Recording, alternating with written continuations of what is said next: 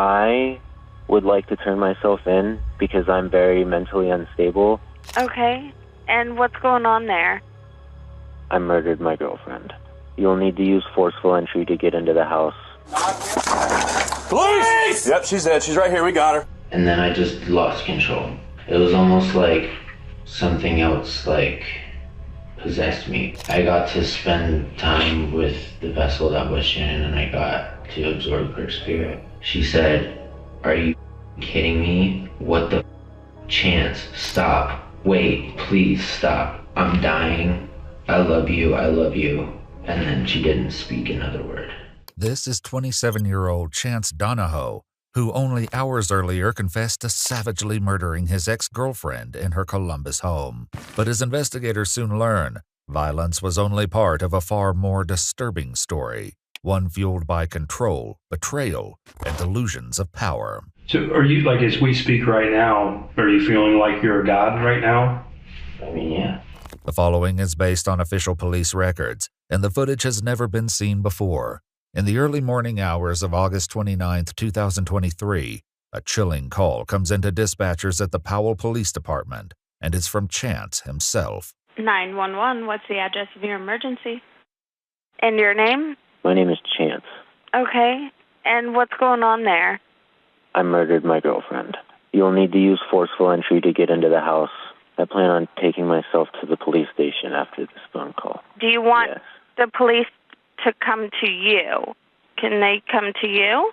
I would like to turn myself in because I'm very mentally unstable, and I'm worried that I'm going to commit by a cop if the cops come and pick me up. So I need to go into the station for my safety and the police officer's safety. Well, do you want to go ahead and get in your car and go ahead and drive to the police department, and I'll stay on the line? Yeah. Chance is confessing to murdering his 29-year-old ex-girlfriend, Shannon Hyatt. As he continues speaking with Powell Dispatch, the call is relayed to Columbus authorities, who quickly send officers to the address he provided. Caller is in Powell on the phone with dispatcher. What? He's going to do it by cop in Powell. Why are we going to Berkeley? With Columbus officers now en route to Shannon's home, Powell Dispatch continues speaking with Chance, hoping to gather more details. Do you have any weapons on you, Chance? I have the murder weapon with me. Are you able to leave that in your apartment? I want you to leave that in your apartment, okay? I don't want you to take any weapons with you. Okay. What is the murder weapon? It's a knife. Is there any way that I could put it somewhere where there's a child in the home and I don't want him to see it? There's a child in your apartment? Yeah, I live with my mother, and she's standing right next to me, holding me accountable for making this phone call. And I just don't want my little brother to see it. He's only 7 years old.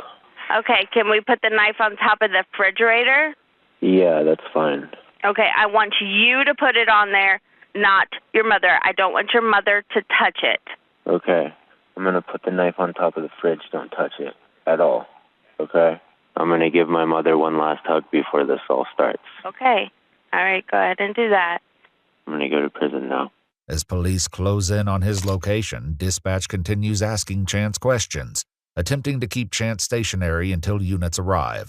But the clock is ticking, and it's only a matter of time before he catches on. Are you in your car? Yes, I just turned on my car. Give me a second. Stay I there can't really move my hand very well. You're fine. Stay there for right now. I just want you to take a couple deep breaths, all right? Okay. How's your finger doing? Can't really move it. How deep did it go? I'm pretty sure it sliced the ligament. It did? Yeah.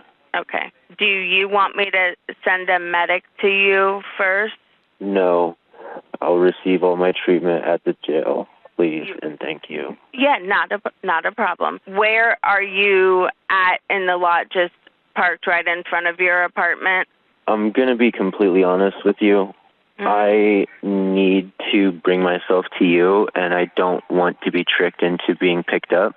And so I'm going to refuse to answer that, but I'm in my car. The car has started, and I will not disconnect this call until I reach the jail cell and you have spoken with an officer. Okay. Verifying that. I am not safe. Okay. I am not a safe person right now, and the safest thing is for me to turn myself in at a jail. Okay. Not be picked up. Because if guns get drawn on me, I don't know what I'm going to do. As the call continues, Chance leaves the apartment complex and begins driving. But Powell officers have found him, and they're closing in fast. I left the apartment complex, but I need to pull over real quick and put the address in. You left? Yeah. Okay. Where are you at? There's a cop right behind me, and I know that I'm being followed and everything. If you have this officer on dispatch, I need you to tell him to just follow me to the police station. Can you just pull over and let him put you in the back so he can take you to the police station? It'd make it so much easier, Chance. How? It would just make it be done right now. Okay. Okay? Can you just pull over right now? Yeah.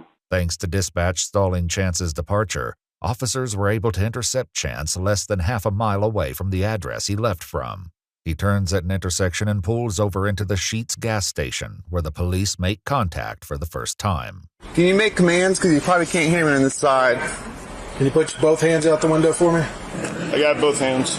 Well, his hands are back in. Put your hands out. Keep them out. Keep your hands out. Take one of your hands and open your car door.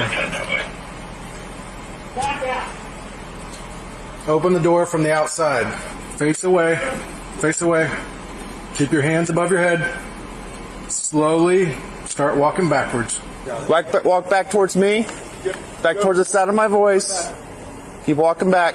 With Chance fully cooperating, officers place him in handcuffs, then shift focus to the vehicle, unsure of what else might be inside. This side. Doors open.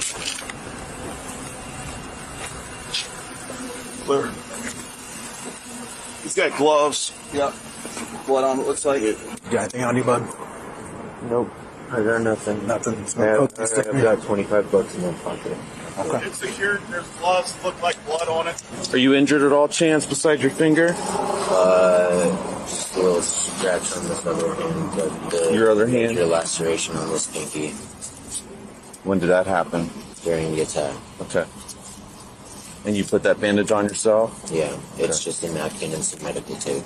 Officers place Chance in the back of a patrol vehicle and remove his shoes, revealing blood-stained socks underneath.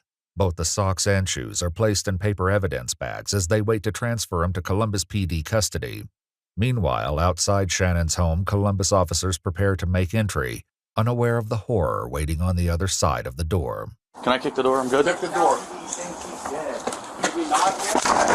Police! Yep, she's dead. She's right here. We got her. Clear the house. Let's go. That's 11. We're clearing the house. We got one down on the floor. Did she get shot or did she get stabbed? Everything has one sign. Quarter throat out? Dude, he had to quarter throat out or something. There's blood in the hallway. You see that? But I mean, there's a hole like this big in her throat. Inside, officers find Shannon Hyatt on the living room floor, riddled with numerous stab wounds across her upper body and a deep slash across her throat. A large pool of blood sits beneath her, with additional stains splattered across the carpet and couch. She's pronounced dead on scene at 6:18 a.m. Columbus officers relay the information to their dispatch, who then notifies Powell Dispatch that Shannon has been found deceased. He killed her. Oh my God, it makes me sick to my stomach. As the weight of the news settles in, Powell officers arrive at the home of Ashley Ratka, Chance Donohoe's mother, where the 911 call was originally placed. How are you, Mom? Okay. Can I just have you step out here real quick? Is there somebody else with you? What's up, Pop? Anyone else in the house? Just your... Okay. Is he awake? Okay. I just want to make sure he's okay. That's all we got to do is just make sure he's okay for right now, okay? Is Chance at the police station now? We have him in custody, yeah. He went voluntarily. Okay. All right. Hey, ma'am. Is there a knife? Yes, on the top I see it. Inside the residence, officers locate the knife on top of the refrigerator, just as Chance described to the 911 operator, along with a pile of his clothing next to the washing machine believed to be the first outfit he had on when he initially approached Shannon's house. Ashley's other son is also confirmed to be safe and sound, sleeping in his room. Chance's mother is later questioned by investigators, recounting the events leading up to the initial 911 call. He woke me up at like 5 in the morning and said, Mom, I need to talk to you. And if you don't want to talk to me, you don't have to. I'm really sorry you're going through this. I really am. So then he said the knife was in his car. He said his phone was in his car. And he said he was going to go sit somewhere for a minute and have an hour of freedom. I said, Chance, you need to just call 911 right now. You need to just do this. So he did. His mother's insistence may have been the only thing that kept Chance from disappearing. Now in police custody, he's transferred to Columbus PD and taken to the Franklin County Jail, where he would be interviewed just a few hours later. I had a major psychological break and kind of completely and utterly lost control of my actions, which I know is not an excuse and I need to pay for my mistakes. Basically, me and Shannon are going through a really bad breakup right now. Right. Because I am unable to be honest and unable to not steal and unable to not take advantage of people that are around me. And I took advantage of her a lot. She's been just making all these Facebook posts about our breakup. And I've read some of them. She's also come after my mom and stuff. And it's kind of one of those things where it's it's one thing to drag my name through the mud. You can take all my friends. It hurts. But I just kind of lost it whenever. That would be frustrating and hurtful, right? Saying things like me and my mother's relationship is extremely inappropriate, implying that we want to have sex with each other, and it's disgusting. Are you serious right now? Did that piss you off? Are you kidding me? Yeah, what you have the audacity to start publicly saying that the reason I date older women is because I have an Oedipus complex. You're only 3 years older than me. Chance's perspective lines up closely with what his mother also tells investigators. Obviously, there's not a reason to ever murder someone, but this girl has been messing with him pretty significantly since they've split up, and they've only been split up for a week, but she was a problem. And I anticipated it getting worse before it got better with her, stalking him, and she no longer had control of him. And I think that was making her crazy because she had a lot of control of him before. We were unable to locate the specific statements both Chance and his mother claim Shannon posted online. However, we were able to locate one post made just 5 days before her death, shared in a Columbus-based Facebook group called Are We Dating the Same Guy?, where Shannon publicly warned others about Chance, stating that he stole my prescription medication and money out of my bank accounts, and also claimed that the money was used on powdered drugs. Back in the interrogation room, Chance begins responding to the claims made about him. Did you feel betrayed? In that moment, I felt betrayed the whole breakup. Sure. She's been just telling everybody everything, which I'm not gonna lie, I would do the same thing if somebody did that I did to her. But she told me that she wasn't gonna tell anybody about the theft and stuff because I paid her back the money that I took. And the only reason I took the money is because she took my debit cards because she didn't trust me with finances. And I'm not trying to sit here and say all of my actions have a rational and logical explanation, because I don't want to be this way. I don't want to lie, but I don't know how to stop. I don't want to steal, but I don't know how to stop. Shannon thought that the stealing had everything to do with the addiction to ketamine, when in reality, I go through bouts of unemployment because of the nature of my work. Mm-hmm. And so I run out of money. And then Shannon would get really, like,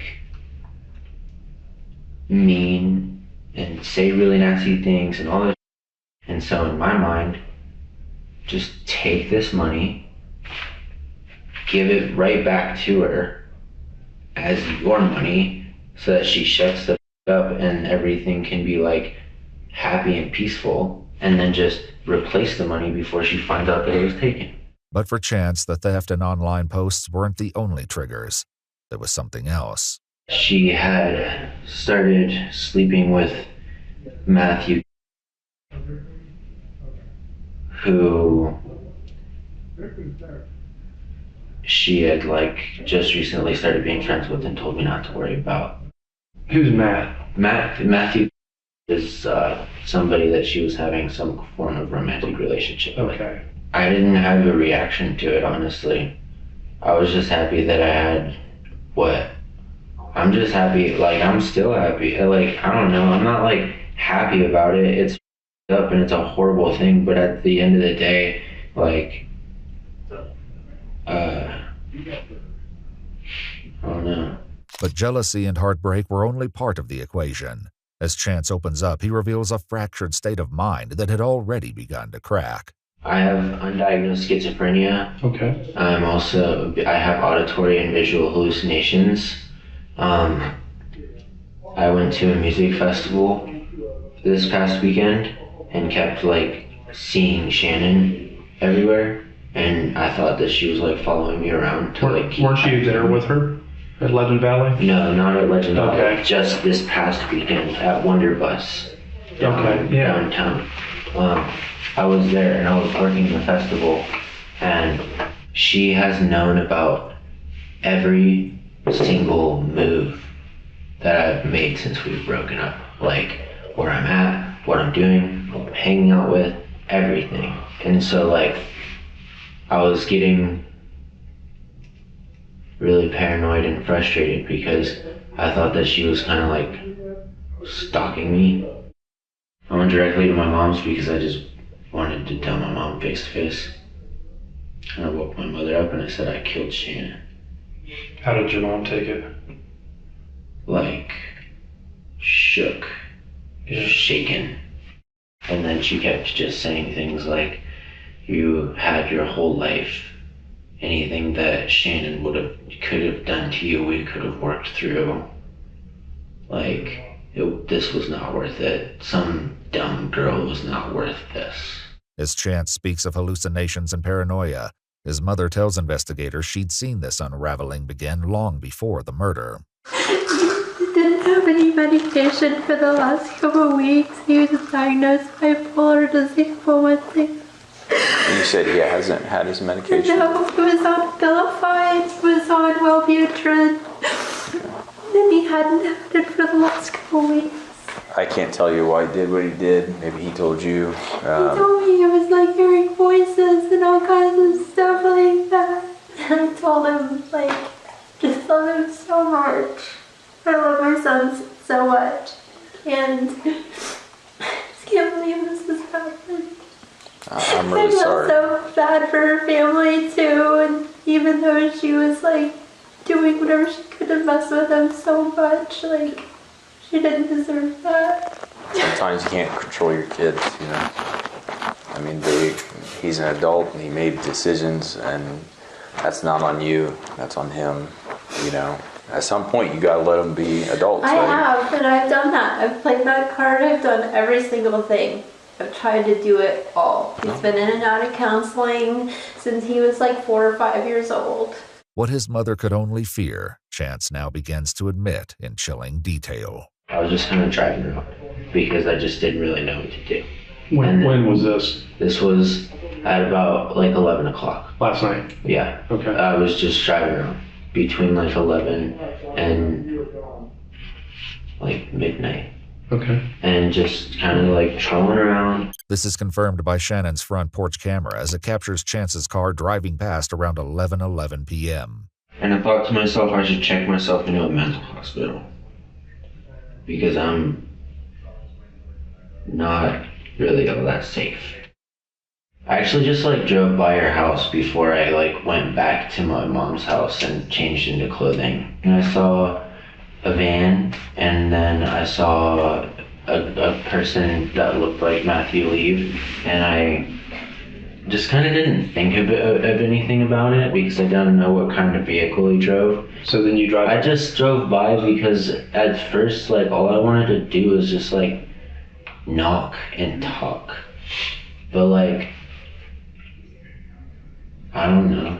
I know like this doesn't make any logical sense because knocking and getting the police called on you and getting a trespassing charge is far less severe than getting a murder charge. But sure. I got to spend time with the vessel that was Shannon, and I got to absorb her spirit and get some of her back.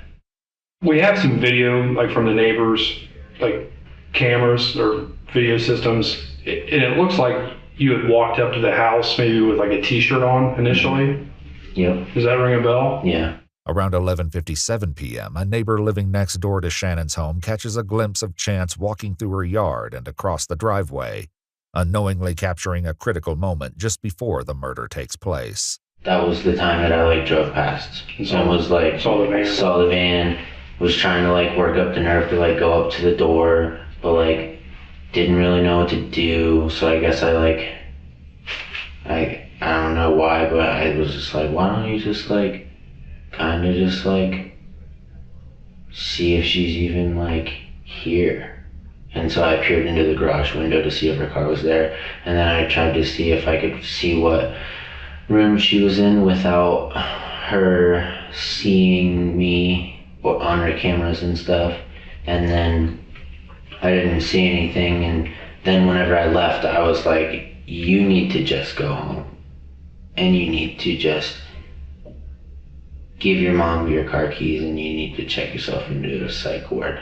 So when you walked up to the house 11 whenever, you hadn't planned on hurting her at that point? No, not at all. Had you seen Matt yet, or? I saw Matt whenever I was actually just about to come around the corner to try to like knock on the door. Okay. Did he see you? No, he had his back to me and he was coming out of the door, and then I got spooked and ran off. I had like this weird thing that was just like, well, if you want Shannon back and you can't get her back, you can like take her life force and then you'll be together forever. And so like I went home and I changed my clothes into all black, and I grabbed a knife and I went over to her house and I approached the door, which I'm sure you'll see on her doorbell camera, ring camera, at some point throughout your investigation. I twisted the doorknob. She screamed, "I will call the cops." And I slammed my shoulder into the door 2 times. After the first time she said, "Are you kidding me?" Because I think that she thought I was just being obnoxious and pounding on the door or something. Or honestly, I don't even know if she knew it was me until I got into the house because I had a bandage on my face whenever I was outside. And then the second shove gave way and I didn't make a noise. I didn't say anything. I didn't do anything. I just started stabbing Shannon, and she didn't even realize what was happening until I had stabbed her a couple times. And she said, "Are you kidding me? What the Chance? Stop. Wait, please stop. I'm dying. I love you, I love you." And then she didn't speak another word. I don't know how many times I stabbed her. I know it's a lot. Mm-hmm. I also know that I cut her throat to speed up the process. And I just remember looking at her and feeling like I was like taking on like her spirit, I guess. And like, I don't know, I felt less alone than I'd felt since our breakup in that moment. Shannon Hyatt suffered more than 30 stab wounds across her upper body, along with a deep slash to her throat. She had multiple defensive injuries, evidence that she fought to survive. But the horror didn't end there. For nearly 3 hours after her death, Chance remained inside the home, doing things so unsettling, even investigators struggled to make sense of it. Well, I took her house keys and her phone after I killed her. Okay. I don't really know why. I don't have her password or anything, and she has like the thumbprint, so you can't like get into it. But like, I took the keys. I screwed a piece of plywood to the front doors to keep it closed. Why did you shut the front door like that?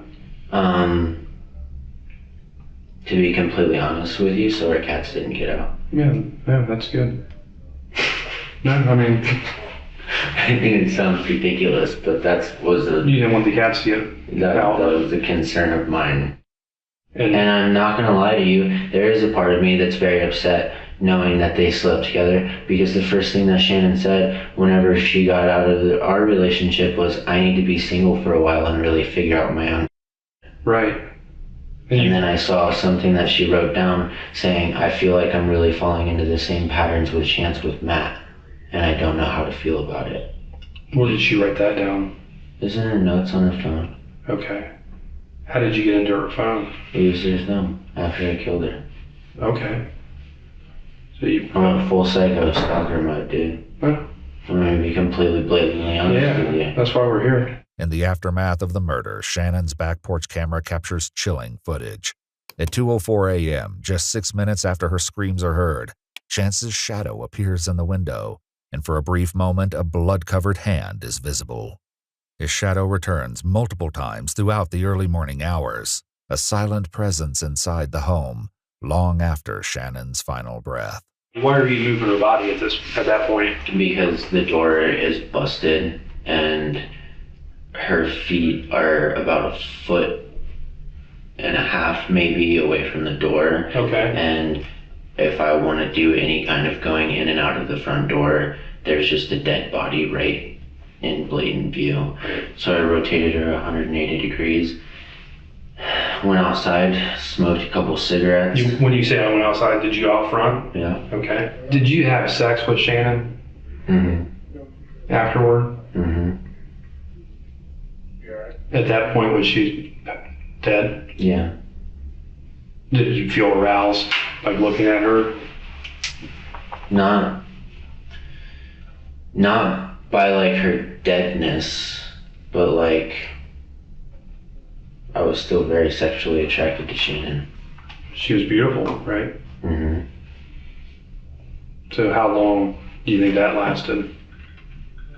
Oh, like 5 or 10 minutes.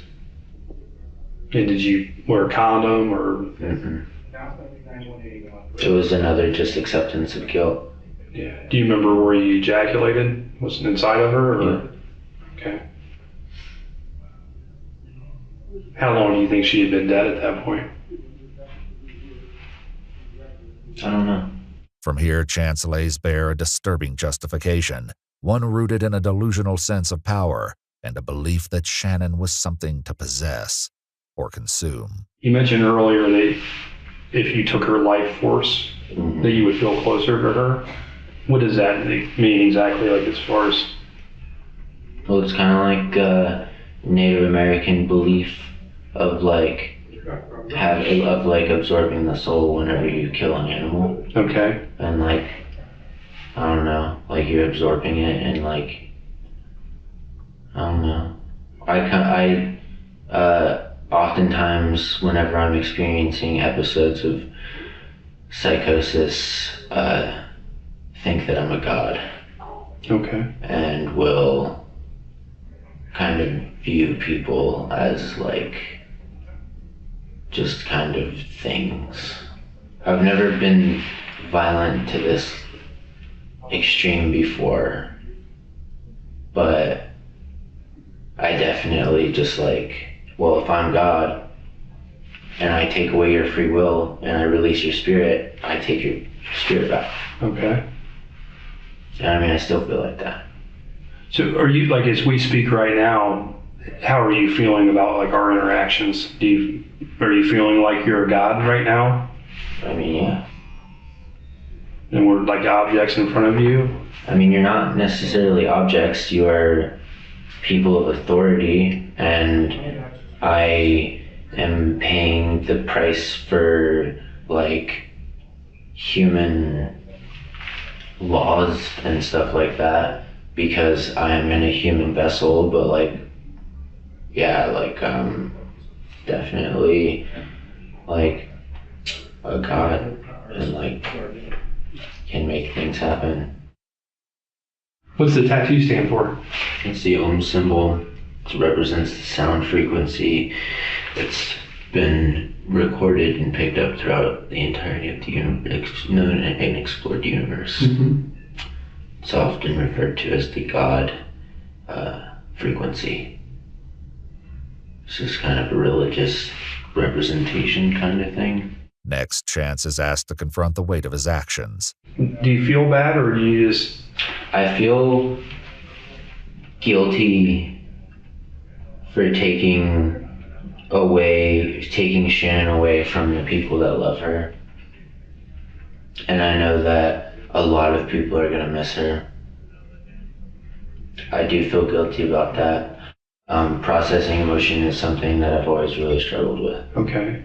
Ever since I was a kid. Like, I'm more of an analyze emotion rather than, like, feel emotion. I'm losing everybody that has ever cared about me to this relationship. And I felt really alone. I wanted Shannon back. And now I have her back. But I also wanted to take something away from her. But I had absolutely nothing to take away. And except your life. And so I did it. I stabbed her over and over and over again until she couldn't speak and was making weird raspy sounds, and then I slit her throat open. As the interview nears its end, Chance offers his final thoughts of justice, remorse, and the pain he's caused Shannon's family. I appreciate you sharing with me what happened. So at least her parents have a little bit of peace to know that the person responsible is in custody, right? No. I'm a very eye for an eye type of person. I think that the only justice would have been if I was dead too. With all due respect, I'm a dumb and a murderer, but I'm not somebody that runs away from my consequences. In your experience, do the parents of the victims even want to hear anything? I think this is all going to be out there. The trial, everything else, they're going to know. I think they would like to know how you feel about what happened. I want you to tell them that Shannon didn't deserve to be a victim of my shortcomings and mental illnesses. Chance Donohoe was indicted on aggravated murder, murder and abuse of a corpse, and tampering with evidence. According to news sources, he accepted a plea deal and pled guilty on August 8, 2024 to aggravated murder and abuse of a corpse, and was sentenced to life in prison with the possibility of parole after 31 years. He's currently serving his sentence at Pickaway Correctional Institution in Ohio. Shannon was deeply involved in the local music scene and spent much of her free time raising money to spay and neuter stray cats. A memorial concert was held in her honor, with proceeds going to support her family during their time of loss.